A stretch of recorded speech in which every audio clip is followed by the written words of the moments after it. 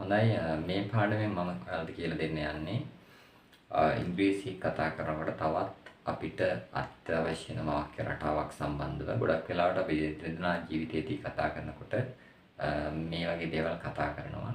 ඉතින් ඔයා විශ්වාස කළත් නැතත් වැඩක් නැහැ. ඔයා එහෙ ගියත් නැතත් වැඩක් නැහැ. ඔයා කෑවත් නැතත් වැඩක් නැහැ. ඔය වගේ මොනවා හරි කළත් එහෙම නොකළත් වැඩක් නැහැ කියලා කියන්න අපි භාවිතා කරන වාක්‍ය රටාව කොහොමද මේ වගේ අදහස් ප්‍රකාශ කරන්න කියන එක තමයි අද වීඩියෝ එකෙන් අපි කතා කරන්නේ. අපි මේක උදාහරණ කීපකින්ම බලමු. දැන් මට කියන්න අවශ්‍ය වෙනවා ඔයා එහෙ ගියත් නැතත් වැඩක් නැහැ කියලා. කොහොමද මේක ඉංග්‍රීසියෙන් කියන්නේ? whether you go or not, whether you go or not, it is useless. නැත්නම් it's useless, right? අපි කෑවත් නැතත් වැඩක් නැහැ, right? whether you eat or not, it is useless, right? whether you eat or not, it is useless. it is කියන එකම it's කියලා කියනවා, right? it's useless, right? ආවත් නැතත් වැඩක් නැහැ, right? whether you come or not, it is useless.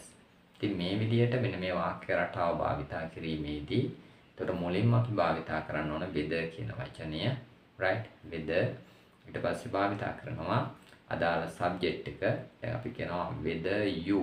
එතකොට you නේ භාවිතා කරන්න ඕන whether you.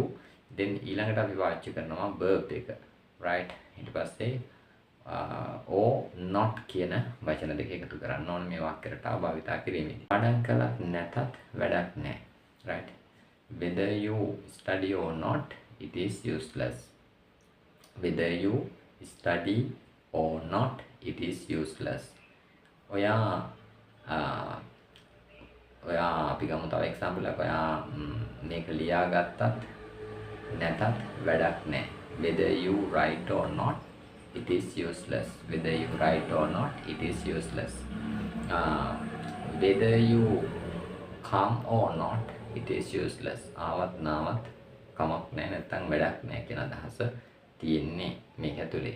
ඉතින් මම හිතන්නේ මේ වාක්‍ය රටාව භාවිතා කරන ආකාරය ඔයාලට මේකෙන් තේරෙන්නේ නැති මේ වීඩියෝ එක ඔස්සේ මේ පාඩම නරඹුවාම මේක අපිට ඉංග්‍රීසි කතා කරන්න අත්‍යවශ්‍ය වෙන වාක්‍ය රටාවක්. මොකද ඉංග්‍රීසි කතා කිරීමේදී ගොඩක් වෙලාවට අපි ඉංග්‍රීසි ග්‍රැමර් වලින් අහුවෙන්නේ නැති කොටසක් තියෙන. ඉංග්‍රීසි ග්‍රැමර් නැතුව, ග්‍රැමර් ගැන හිතන්නේ නැතුව කතා කරන වාක්‍ය මේ විදිහට අපි phrases විදිහට භාවිතා කරනවා. phrases විදිහට use කරනවා. එතකොට මේ කොටස ඇත්තටම අර ඉංග්‍රීසි ග්‍රැමර් කියන කොටසට අයිති නැහැ. මේවයි ග්‍රැමර් එකක් අපි හොයන්නේ නැහැ. මේ පැටර්න් එක දාගෙන අවශ්‍ය කාරණේ කියනවා පමණයි. එහෙනම් channel එක subscribe කරලා තියාගන්න. පරණ වීඩියෝ බලන්න නැත්නම් ඒවත් බලන්න කියලා ආදරෙන් මතක් කරනවා.